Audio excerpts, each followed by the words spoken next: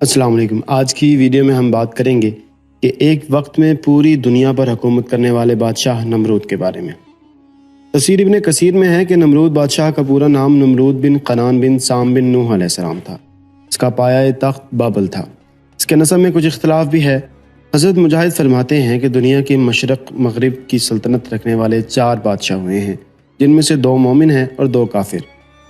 حضرت سلیمان علیہ السلام بن داؤد علیہ السلام اور حضرت ذوالقرنین علیہ السلام جو کہ مومن ہیں، اور کافروں میں نمرود اور بخت نصر ہیں۔ السلام علیکم دوستو، آپ دیکھ رہے ہیں غالب ٹی وی۔ میں ولید آپ کو آج کی ویڈیو میں خوش آمدید کہتا ہوں۔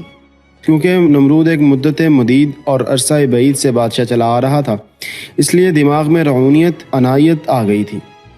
سرکشی اور تکبر، نخوت اور غرور طبیعت میں سما گیا تھا۔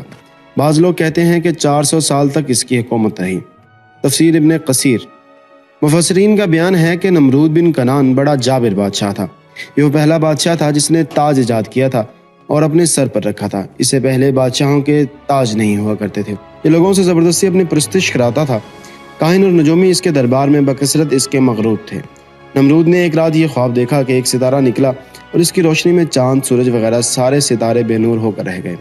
کاہنوں اور نجومیوں نے اس خواب کی تعبیر یہ بتائی کہ ایک فرزند ایسا ہوگا جو تیری بادشاہی کے زوال کا باعث ہوگا۔ یہ سن کر نمرود بے حد پریشان ہو گیا۔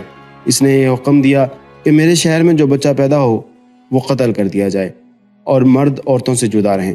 چنانچہ ہزاروں بچے قتل کر دیے گئے، مگر تقدیر الہی کو کون ٹال سکتا ہے۔ اسی دوران حضرت ابراہیم علیہ السلام پیدا ہو گئے اور بادشاہ کے خوف سے ان کی والدہ نے شہر سے دور پہاڑ کی ایک غار میں ان کو چھپا دیا۔ اسی غار میں چھپ کر ان کی والدہ انہیں روزانہ دودھ پلایا کرتی تھی۔ بعض مفسرین کا قول ہے کہ 7 برس کی عمر تک، اور بعض نے تحریر فرمایا ہے کہ 17 برس تک آپ اسی غار میں پرورش پاتے رہے۔ واللہ عالم۔ نمرود نے اپنی سلطنت بھر میں یہ قانون نافذ کر دیا تھا کہ اس نے خوراک کی تمام چیزوں کو اپنی تحویل میں لے لیا تھا۔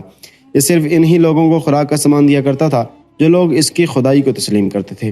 چنانچہ ایک مرتبہ حضرت ابراہیم علیہ السلام اس کے دربار میں غلہ لینے کے لیے آئے تو اس خبیث نے کہا کہ پہلے تم مجھے اپنا خدا تسلیم کرو، جبھی میں تم کو غلہ دوں گا۔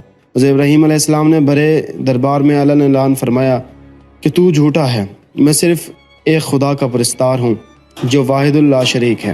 یہ سن کر نمرود آپے سے باہر ہو گیا اور آپ کو دربار سے نکال دیا اور ایک دانہ بھی نہ دیا۔ آپ اور آپ کے چند متبعین جو مومن تھے بھوک کی شدت سے پریشان ہو کر جائیں بلب ہو گئے۔ اس وقت آپ ایک تھیلا لے کر ایک ٹیلے کے پاس تشریف لے گئے اور تھیلے میں ریت بھر کر لائے اور خداوند قدوس سے دعا مانگی تو وہ ریت آٹا بن گئی۔ آپ علیہ السلام نے اس کو اپنے متبعین کو کھلایا اور خود بھی کھایا۔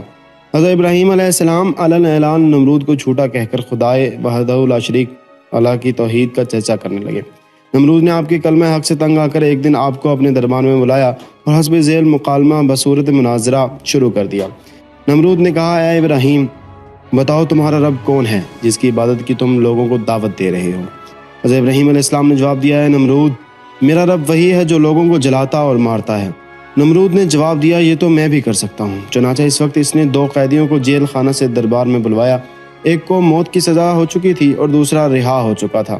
نمرود نے پھانسی پانے والے کو چھوڑ دیا اور بے قصور کو پھانسی دے دی اور بولا کہ دیکھ لو، جو مردہ تھا میں نے اس کو جلا دیا اور جو زندہ تھا میں نے اس کو مردہ کر دیا۔ حضرت ابراہیم علیہ السلام نے سمجھ لیا کہ نمرود بالکل ہی احمق آدمی ہے، جلانے اور مارنے کا یہ مطلب سمجھ بیٹھا ہے۔ اس لیے آپ نے اس کے سامنے ایک دوسری بہت ہی واضح اور روشن دلیل پیش فرمائی۔ چنانچہ آپ نے ارشاد فرمایا، اے نمرود، میرا رب وہی ہے جو سورج کو مشرق سے نکالتا ہے۔ تو خدا ہے تو ایک دن سورج کو مغرب سے نکال کے دکھا۔ حضرت ابراہیم علیہ السلام کی یہ دلیل سن کر نمرود مبہوت اور حیران رہ گیا اور کچھ بھی نہ بول سکا۔ اس طرح یہ مناظرہ ختم ہو گیا۔ حضرت ابراہیم علیہ السلام اس مناظرہ میں فاتح مند ہو کر دربار سے باہر تشریف لے آئے اور توحید الہی کا واضح علن اعلان فرمانا شروع کر دیا۔ جب حضرت ابراہیم علیہ السلام کی بت شکنی کا چرچا ہوا اور نمرود کو خبر پہنچی کہ ابراہیم دیوتاؤں کی پرستش کی مخالفت کر رہا ہے تو وہ بہت برہم ہوا اور اس کے مصاحبوں نے اس کو مشورہ دیا کہ اگر تو کچھ کرنا چاہتا ہے تو ابراہیم کو آگ میں جلا دے اور اپنے خداؤں کی نصرت کر۔ سورۃ الانبیاء کی آیت ہے۔